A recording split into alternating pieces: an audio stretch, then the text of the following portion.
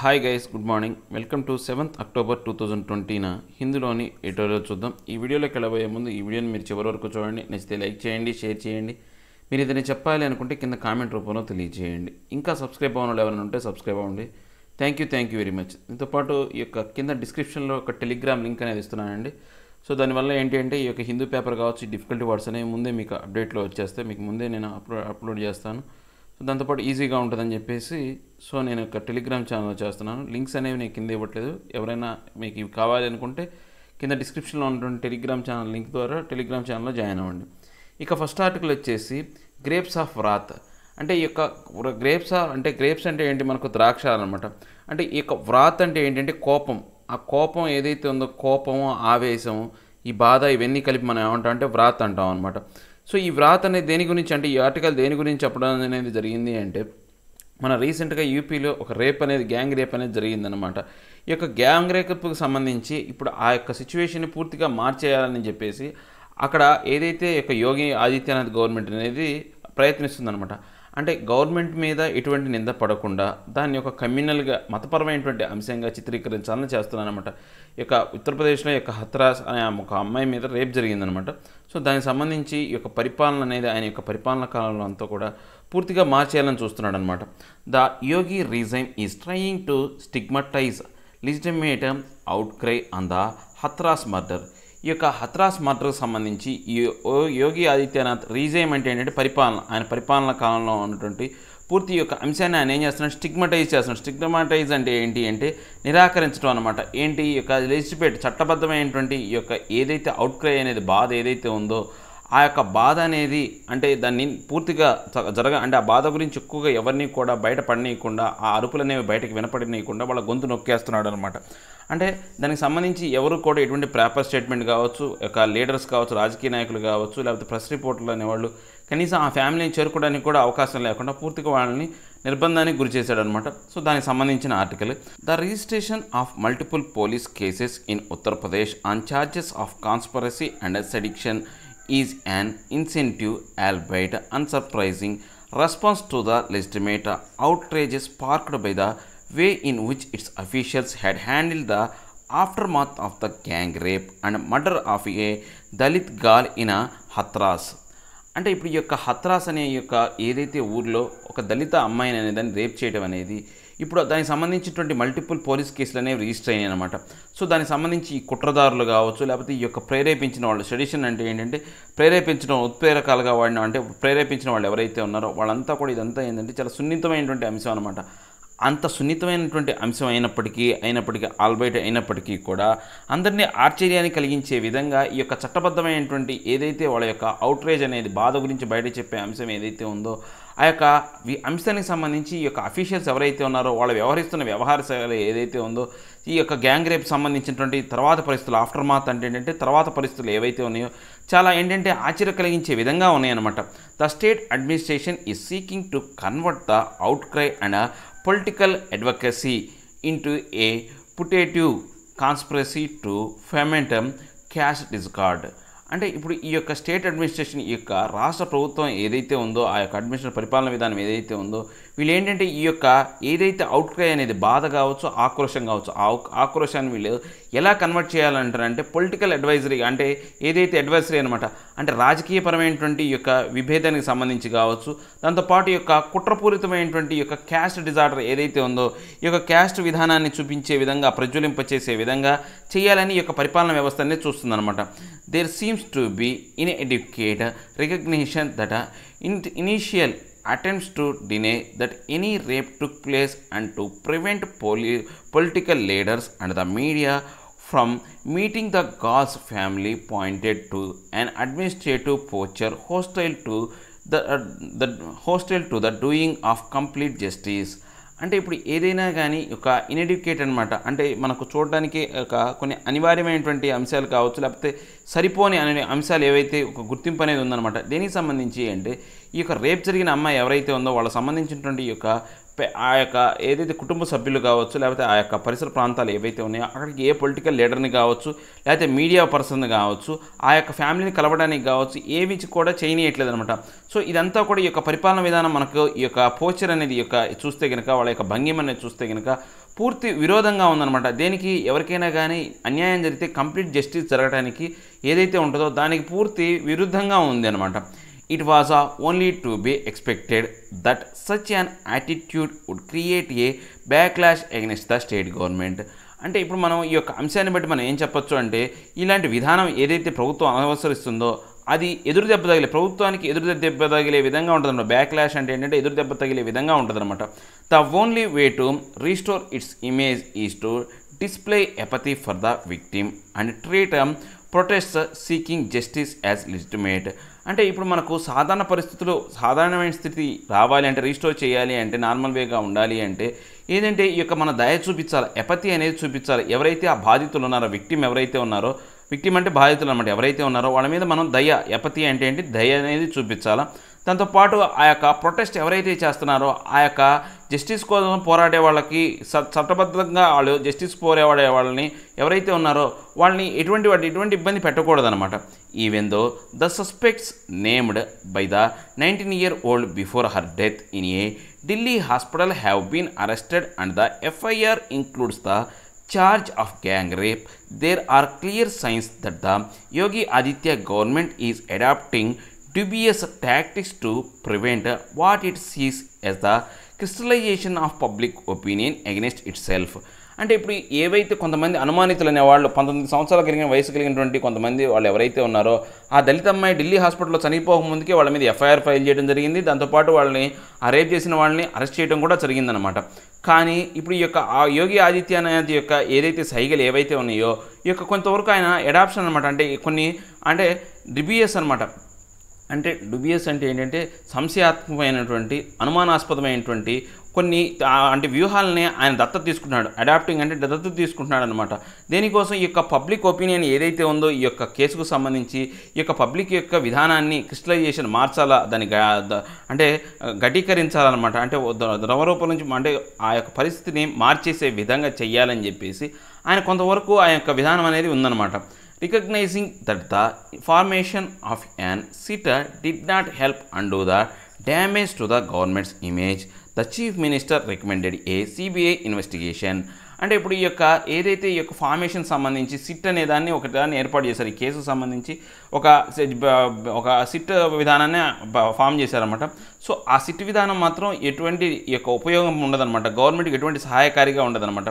So తర్వాత ఏం చేశారు, దీని మీద CBI ఇన్వెస్టిగేషన్ జరిగింది. చీఫ్ మినిస్టర్ ఏం చేశాడు, దీన్ని CBI ఇన్వెస్టిగేషన్ కోసం రికమెండ్ చేశాడనమాట.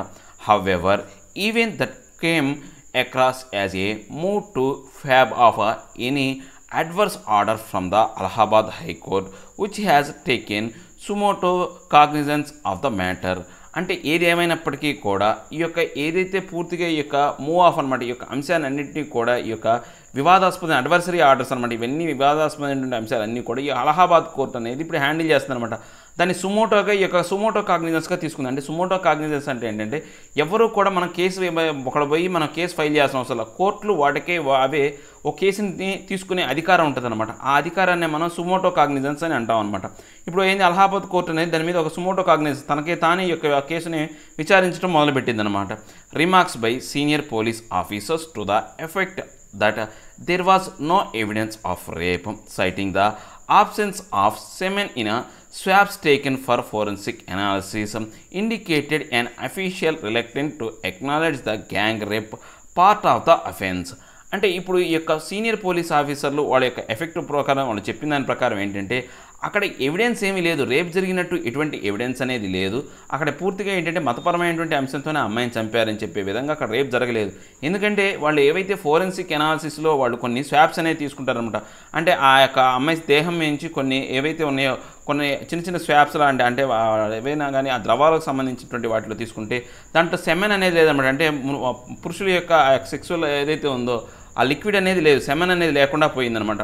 సో అది లేదు కాబట్టి ఇప్పుడు ఇది రేప్ జరగలేదని వాళ్ళు చెప్తున్నారు. సో దీన్ని బట్టి మనకి ఏమవుతుందంటే ఈ యొక్క అఫీషియల్స్ అనేవాళ్ళు అయిష్టత, రిలక్టెన్స్ అంటే ఏంటంటే అయిష్టత చూపిస్తున్నారనమాట. దీనికి సంబంధించి ఇక్కడ గ్యాంగ్ రేప్ జరగలేదు, ఆ అఫెన్స్ అనేది జరగలేదని చెప్పడానికి. గ్యాంగ్ రేప్ జరిగితే అది పూర్తిగా గవర్నమెంట్ వైఫల్యంగా ఉంటుంది కాబట్టి అది జరగలేదని నిరూపించారనుకోండి, దాదాపుగా గవర్నమెంట్ అనేది బయటపడవచ్చు అనమాట. Latest reports suggest that a journalist on his way to Hathras and 3 others have been detained. అంటే ఇప్పుడు లేటెస్ట్గా మనకు తెలిసిన ఇన్ఫర్మేషన్ ఏంటంటే ఒక జర్నలిస్ట్ ఎవరైతే ఉన్నారో ఆ హత్రాస్ అనే గ్రామానికి వెళ్తుంటే అతన్ని ఏంటి డిటైన్ చేశారు, నిర్బంధానికి గురి చేశారు. దాంతోపాటు ఇంకా ఒక ముగ్గురు కూడా వెళ్తుంటే వాళ్ళని కూడా నిర్బంధానికి గురి చేశారనమాట. They are also sought to be linked to the popular front of India, an organization whose name came up in a connection with recent riots and anti-government protests. అంటే ఇప్పుడు ఏం చేస్తున్నారు, ఈ యొక్క అంశాన్ని వీళ్ళు వేరే రకంగా చిత్రీకరించాలని భారతదేశంలో ఇంకో సమస్యతో దీన్ని ముడిపెడుతున్నారనమాట. ఆల్రెడీ ఇప్పుడు మనకు సిరీస్ ఆఫ్ ఏవైతే ఈవెంట్స్ అనేవి జరుగుతున్నాయి, ఏవైతే ఈ యొక్క సిఏఏ చట్టానికి సంబంధించి కావచ్చు, మత్స్యకాలాలు కావచ్చు, అలాంటి అంశాలతో దీన్ని మొదలుపెట్టి ఆ రైట్స్ ఏవైతే ఉన్నాయో, యాంటీ గవర్నమెంట్ ప్రొటెస్ట్ ఏదైతే ఉందో దానికి అనుసంధానించే విధంగా వీళ్ళు ఏం చేస్తున్నారంటే ఆ ఆర్గనైజేషన్స్తో కలిపి ఈ యొక్క వివాదాన్ని చూపిస్తున్నారన్నమాట.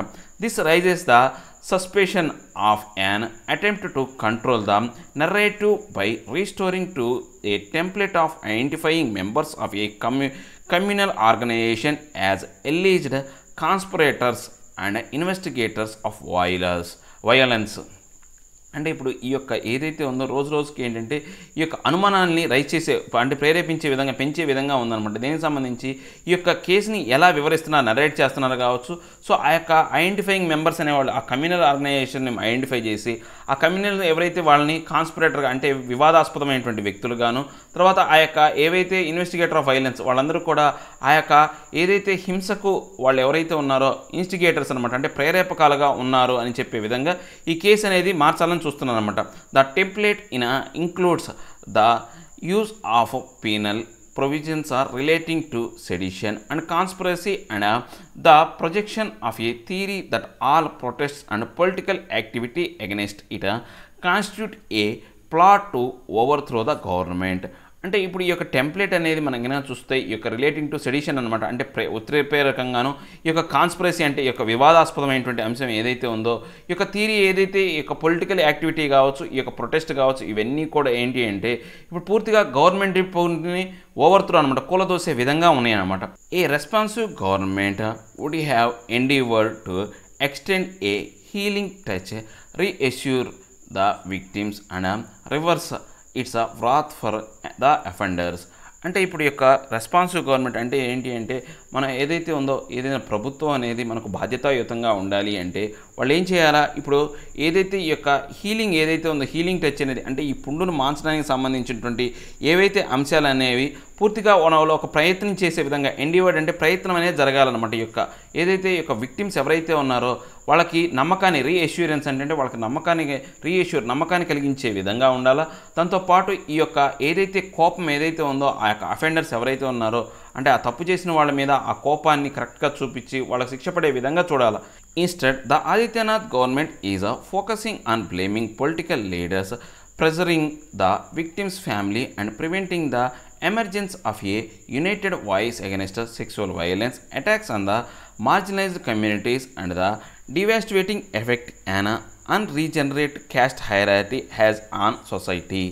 అంటే ఇప్పుడు ఇది చేయకుండా అంటే ఏదైతే ఉందో ఆ విక్టిమ్ కుటుంబాన్ని కాపాడటం కావచ్చు, వాళ్ళకి సరైనటువంటి న్యాయం కావచ్చు, ఆ యొక్క ఎవరైతే అఫెండర్స్ మీద సరైన కోపాన్ని చూపించకుండా ఆదిత్యనాథ్ గవర్నమెంట్ ఏం చేస్తుందంటే పూర్తిగా ఈ యొక్క పొలిటికల్ లీడర్ని బాధ్యుల్ని చేస్తుందన్నమాట. వాళ్ళ మీద యొక్క బ్లేమ్ అనేది వేస్తుందన్నమాట. పూర్తిగా దీనికి బాధ్యులు వాళ్ళే అనే విధంగా చెప్తుందన్నమాట. దాంతోపాటు ఈ యొక్క విక్టిమ్ ఫ్యామిలీస్ ఏదైతే ఉందో వాళ్ళ మీద ఎక్కువ ఒత్తిడి తీసుకొస్తుందన్నమాట. ఏదైతే ఈ యొక్క యునైటెడ్ వాయిస్ సెక్సువల్ వైలెన్స్ ఏదైతే జరిగిందో అది జరగలేదు అని చెప్పడానికి ఎక్కువగా వాళ్ళ మీద ప్రెజర్ తీసుకొస్తుందన్నమాట. దాంతోపాటు వీళ్ళు ఇంకా ఏం చేస్తున్నారు, ఈ యొక్క మార్జినైజ్ కమ్యూనిటీ మీద అటాక్స్ అనేవి జరుగుతున్నాయి.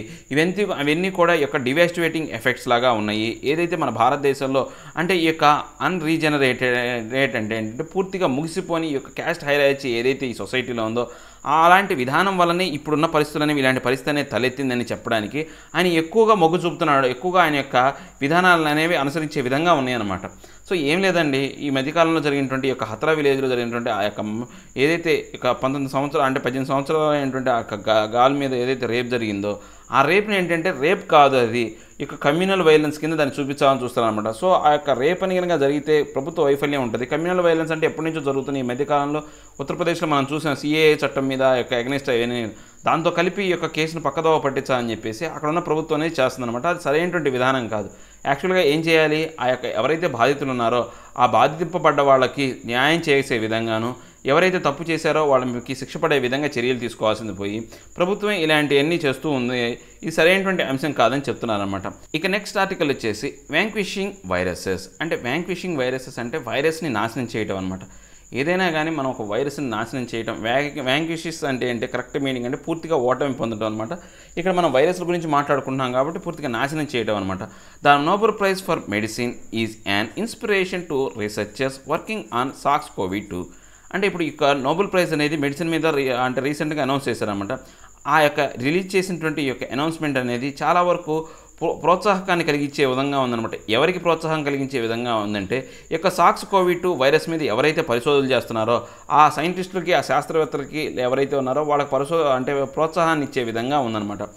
At a time when the world is faced with multiple assaults from a frighteningly obscure virus, it cannot be more coincidence that the Nobel Committee decided to anoint 3 scientists who peeled the layers of another virus that confounded generations of physicians, the hepatitis C virus HCV.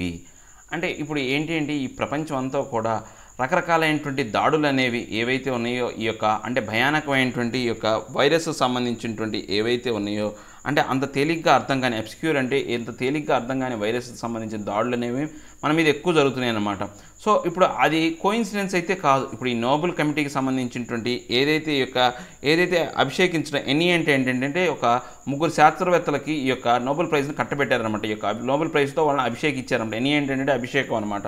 So దేనికి సంబంధించి ఇచ్చారు ఈ యొక్క వైరస్కి అంటే hepatitis C అనే వైరస్కి సంబంధించి వాళ్ళు ఏవైతే యొక్క జనరేషన్స్గా ఉన్నటువంటి అది ఏదైతే ఆ యొక్క వైరస్ అనేది ఈ యొక్క ఫిజిషియన్ని చాలా వరకు ఏంటంటే ఇబ్బంది పెడుతుంది అనమాట. ఇక కన్ఫౌండ్ అనమంటే ఏంటంటే అర్థం కాకుండా యొక్క గజిబిజిగా ఉందన్నమాట. అర్థం కాని పరిస్థితిలో ఉన్నటువంటి ఈ యొక్క వైరస్ సంబంధించినటువంటి అంశాన్ని ఒక అంటే లేయర్గా పీల్డ్ లేయర్గా అంటే మనం బత్తాయి తొక్కు తీసినట్టు ఎలా అయితే తీస్తారో అలా దాని యొక్క పూర్తి ఒక రహస్యంగా ఉన్నటువంటి అంశాన్ని బయట పెట్టారనమాట.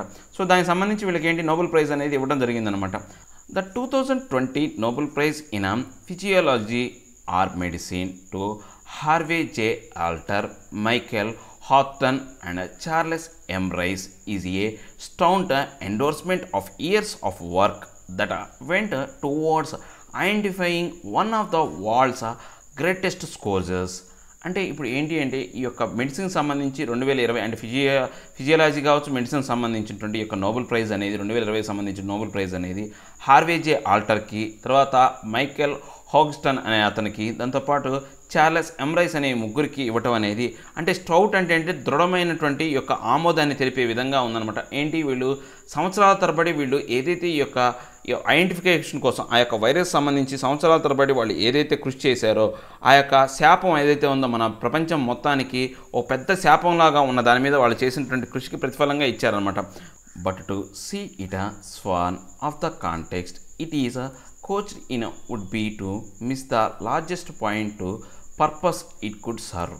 అంటే ఇప్పుడు ఈ యొక్క ఏదైతే అంశం అనేది మనకు ఈ యొక్క కాంటెక్స్ట్ ప్రకారం చూస్తే కనుక ఏదైతే ఉందో ఒక లార్జెస్ట్ పాయింట్ అనేది కొంతవరకు యొక్క మిస్ అయిందనమాట దీనికి సంబంధించి.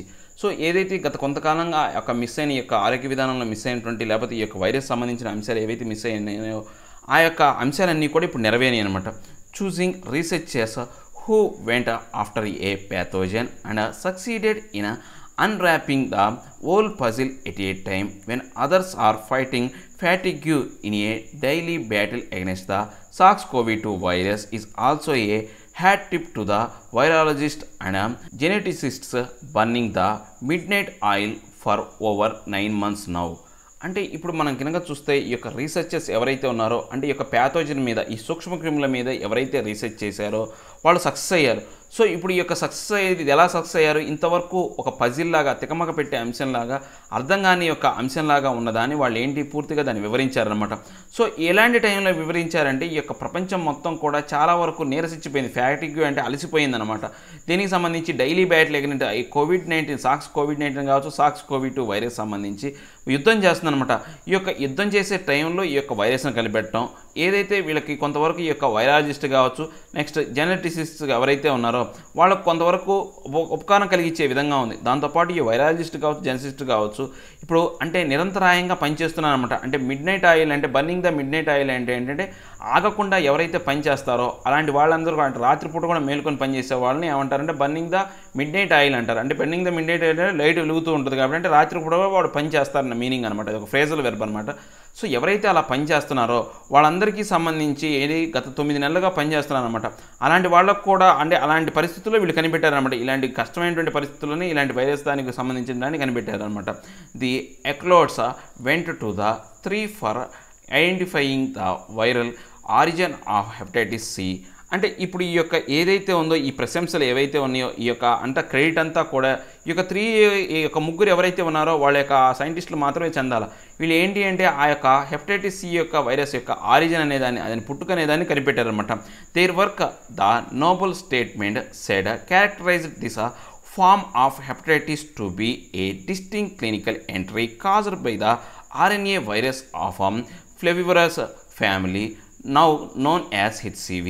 సో ఇప్పుడు ఈ యొక్క నోబెల్ స్టేట్మెంట్ వాళ్ళు ఇచ్చిన దాని ప్రకారం ఏంటి అంటే ఈ యొక్క హెపటైటిస్ సంబంధించినటువంటి ఈ యొక్క డిస్టిక్ అంటే ఏంటంటే ఒక విరుద్ధమైన అంటే విభిన్నమైనటువంటి క్లినికల్ ఎంట్రీ అనమాట. సో ఇది ఏదైతే ఉందో ఆర్ఎన్ఏ వైరస్ ద్వారా యొక్క ఫ్లెవి వైరస్ అనే యొక్క ఫ్యామిలీ నుంచి వచ్చేటువంటి ఈ యొక్క హెచ్సివి వైరస్ అనేది వీళ్ళు కనిపెట్టారనమాట.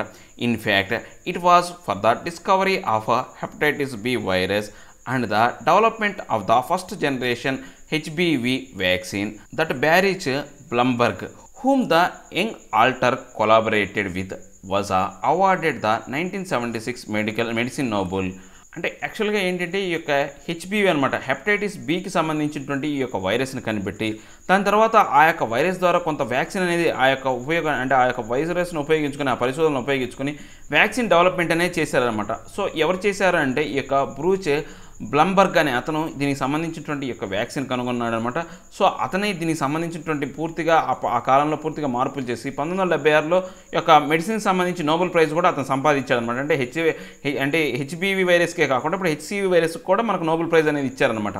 However even the isolation of HBV only partially eliminated the risk of contracting this severe liver disease transmitted through blood. అంటే ఈ యొక్క ఏదైతే అయినప్పటికీ కూడా ఈ యొక్క హెచ్బివి వైరస్ అనేది ఐసోలేట్ చేయడం వల్ల అంటే ఆ యొక్క వైరస్ను కనుగొని దాన్ని పూర్తిగా ఏంటంటే ఏకాకిం చేయడం వల్ల ఏంటంటే ఈ యొక్క కొంతవరకు ఏంటంటే ఈ యొక్క ఏదైతే ఈ యొక్క లివర్ సంబంధించినటువంటి డిసీజ్ అనేది కొంతవరకు నివారించడం జరిగిందనమాట.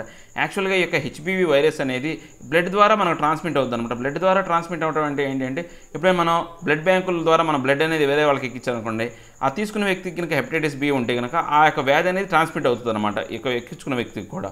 The circle was only complete with the discovery of HCV. ఇప్పుడు ఆ యొక్క సర్కిల్ ఏదైతే ఉందో ఇంతవరకు హెచ్బివి వరకు మాత్రమే కనిపెట్టారు. ఇప్పుడు ఈ హెచ్సివి ఎప్పుడైతే వచ్చిందో రిలీజ్ చేశారో దానికి సంబంధించినటువంటి రీసెర్చ్ అనేది జరిగిందో ఆటోమేటిక్గా ఈ యొక్క ఏదైతే హెపటైటిస్ బికి హెపటైటిస్ వ్యాధికి సంబంధించి అంటే లివర్ డిసీజ్కి సంబంధించినటువంటి సైకిల్ అనేది క్లోజ్ అయిందనమాట. According to the WHO global hepatitis report HBV and HCV are major causes for mortality and morbidity. అంటే ఇప్పుడు ఈ యొక్క world health organisation global health ఏదైతే ఉందో ఈ యొక్క హెపటైటిస్ రిపోర్ట్ ప్రకారం ఏంటంటే ఈ యొక్క హెచ్బివి వైరస్ కావచ్చు హెచ్సివి వైరస్ కావచ్చు చాలా వరకు మేజర్ కారణాలు అనమాట. దేనికి ఈ యొక్క మరణాలకు కావచ్చు లేకపోతే ఈ యొక్క వ్యాధి ప్రాబల్యతకు. మరణం అంటే మోర్టాలిటీ అంటేనేమో మరణం అనమాట. మోర్టాలిటీ అంటే మరణం. ఈ యొక్క మొబిలిటీ అంటే మోర్బిడిటీ అంటే ఏంటి అంటే వ్యాధి ప్రాబల్యత. అంటే ఈ యొక్క వ్యాధి అనేది ఒకరి నుంచి ఒకరికి సంకరించే విధానం ఏదైతే ఉందో దానికి కారణం ఏంటంటే ఈ యొక్క హెచ్సివి వైరస్ అనమాట. With 1.34 million deaths reported in 2015 A 63% increase from 1990 mainly due to HCV. అంటే ఇప్పుడు మొత్తం ఏంటంటే 1.34 మిలియన్ల మరణాలు అనేవి సంభవించాయి అనమాట 2015లో. ఏది ఇంతకుముందు 1990తో పోల్చుకుంటే 63% ఎక్కువ అనమాట ఈ యొక్క ఏదైతే ఈ యొక్క హెపటైటిస్ వల్ల చనిపోయిన వాళ్ళు, ముఖ్యంగా ఈ యొక్క హెపటైటిస్ సి వల్ల హెచ్సిబివి వైరస్ వల్ల చనిపోయిన వాళ్ళ సంఖ్య అనేది ఎక్కువ అనమాట, 63% ఎక్కువగా ఉందన్నమాట. The number of deaths is also comparable to that caused by TB and higher than that caused by AIDS. అంటే ఇప్పుడు ఈ యొక్క కౌంట్ అనేది మన నెంబర్స్, ఈ యొక్క మరణాల సంఖ్య అనేది మనం కనుక చూస్తే టీబీకి తర్వాత ఎయిడ్స్ హెచ్ఐవి కన్నా కానీ ఇక ఏదైతే ఉందో ఆ రోగాల కన్నా ఎక్కువ మరణాలు అనేవి దీనివల్లే సంభవించినాయి అనమాట. The discoveries of HBV and HCV and the development of effective screening routines have virtually eliminated the risk of transmission via blood products in much of the world. So ఇప్పుడు ఏదైతే ఉందో ఈ యొక్క హెచ్బివి హెచ్సివి వైరస్ అనేది కనుగొని దానికి సంబంధించినటువంటి సరైనటువంటి ఈ యొక్క స్క్రీనింగ్ అనమాట, అంటే పరీక్షలు కావచ్చు ఏవైతే ఉన్నాయో వాటి వల్ల ఏమవుతుందంటే ఈ యొక్క బ్లడ్ ప్రొడక్ట్స్ అనేవి ఒకరి నుంచి ఒకరు ట్రాన్స్మిట్ అయ్యేటప్పుడు ఈ వ్యాధిని ట్రాన్స్మిట్ చేయకుండా చూసే అవకాశం అనేది ఉందన్నమాట. Also with the development of effective drugs against HCV it is possible that the treat of this viral infection will reduce and hopefully be eliminated soon. So ఇప్పుడు ఏంటి ఈ యొక్క డెవలప్మెంట్ ఏదైతే దీనికి సంబంధించినటువంటి మందులు కావచ్చు, హెచ్సివికి వ్యతిరేకంగా కొన్ని మందులు అనేది తయారు చేయొచ్చు, దానికి సంబంధించినటువంటి ట్రీట్మెంట్ కావచ్చు, ఈ యొక్క వైరల్ ఇన్ఫెక్షన్ సంబంధించి ఏవైతే ఉన్నాయో ట్రీట్మెంట్ ద్వారా ఈ వైరల్ ఇన్ఫెక్షన్ అనేది రాబోయే కాలంలో తగ్గపోవచ్చు అనమాట, తగ్గిపోద్ది అనమాట, పూర్తిగా తగ్గిపోద్ది అనమాట. మనం ఇంకా ఏంటి అంటే హోప్ఫుల్గా మన ఆశావాదంగా చెప్పాలంటే అది పూర్తిగా ఆ వ్యాధి అనేది ఈ యొక్క హెపటైటిస్ అనే వ్యాధి అనేది నిర్మూలించబడుతుంది అనమాట. That is what makes this year's laureates achievement also tremendous. So ఇప్పుడు ఏదైతే ఈ యొక్క నోబెల్ గ్రహీతలు అనమాట, లారెన్స్ అంటే ఏంటి, ఎవరంటే గ్రహీతలు, నోబెల్ బహుమతిని గ్రహించిన వాళ్ళు, ఆ యొక్క అచీవ్మెంట్ ఎవరైతే సాధించారో అది బ్రహ్మాండమైనటువంటి అచీవ్మెంట్ అనమాట. వీళ్ళు చేసిన విధానం అనేది బ్రహ్మాండమైందనమాట. ట్రెమండరస్ అంటే బ్రహ్మాండమైన అని. The Nobel committee called it among the most impactful scientific accomplishments of the 20th century.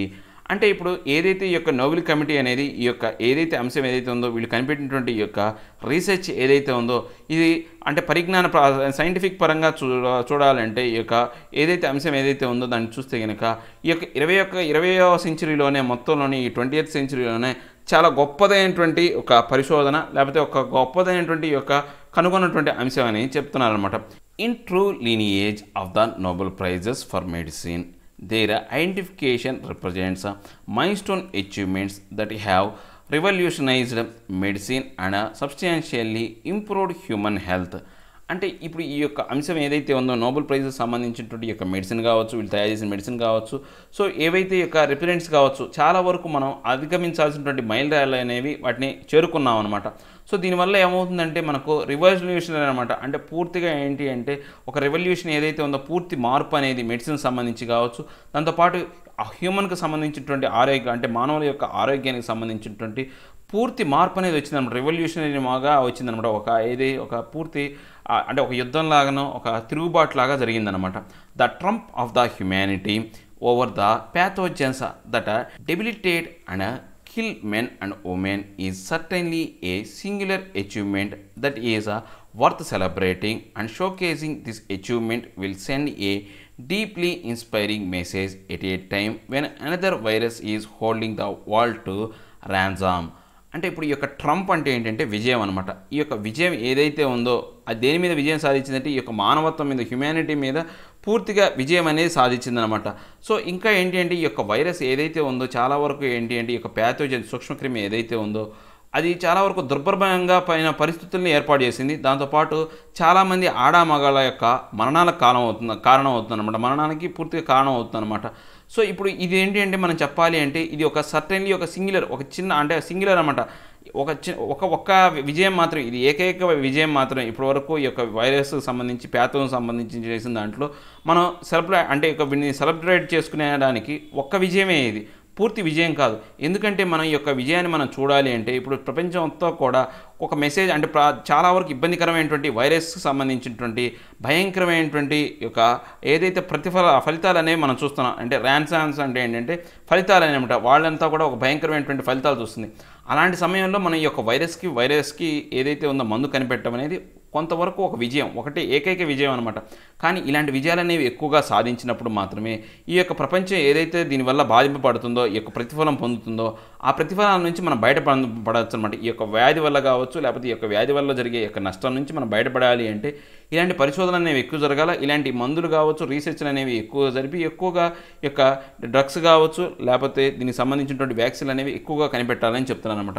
ఏం లేదండి, ఈ యొక్క నోబెల్ ప్రైజ్ అనేది ఈ సంవత్సరం ఏంటంటే హెచ్సిబి వైరస్కి, హెపటైటిస్ సి వైరస్కి సంబంధించి ఈ యొక్క నోబెల్ ప్రైజ్ అనేది ముగ్గురికి ఇచ్చారనమాట. సో దీనికి సంబంధించి హెచ్బిసి అనే వైరస్కి ఆల్రెడీ 1990 సమయంలోనే 76 సమయంలోనే దానికి మెడిసిన్ కనుక్కోవడం జరిగింది. సో దానికి కూడా నోబెల్ ప్రైజ్ అనేది ఇచ్చారు. ఇప్పుడు నోబెల్ ప్రైజ్ ఇచ్చారు.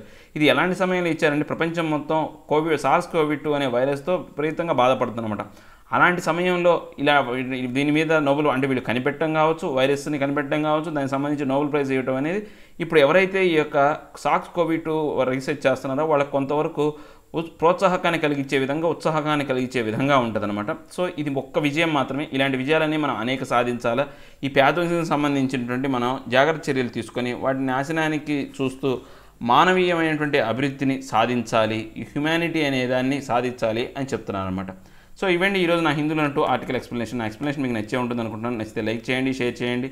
మీరు ఏదైనా చెప్పాలి అనుకుంటే కింద కామెంట్ రూపంలో తెలియజేయండి. ఇంకా సబ్స్క్రైబ్ అవ్వని వాళ్ళు ఎవరైనా ఉంటే సబ్స్క్రైబ్ అవ్వండి. Thank you very much.